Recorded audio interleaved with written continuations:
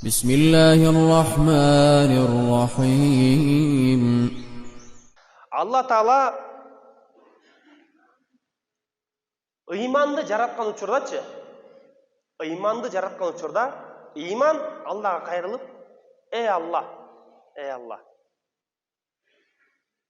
мени кубаттагын, мага күч бергин деп дуа кылган дейт.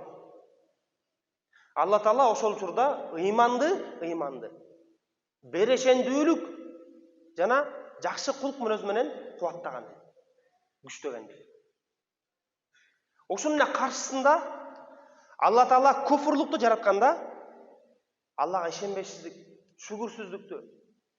Күфүр Алладан сураган: "Эй мени жараткан Роббим, мени күчтөндүргүн, мага күч кубат берчи" деп дуа кылган. Алла Таала күфүрлүктү сараңдык жана жаман кулк мүнөз менен кубаттандырган.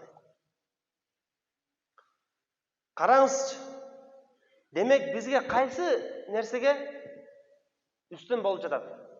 Күфүрлүккабы же ыймангабы? Өз ыймандын 70тен ашык шагы болсо, ошол шарттардын ичинен бири жакшы кулк мүнөз, адеп ахлак. Бул өтө кыска сөз болгон менен анын ичинде көп нерсе бар. Анын ичинен эң эле оору биз үчүн, бирок Аллага тез жеткире турганы биздин тилибиз да.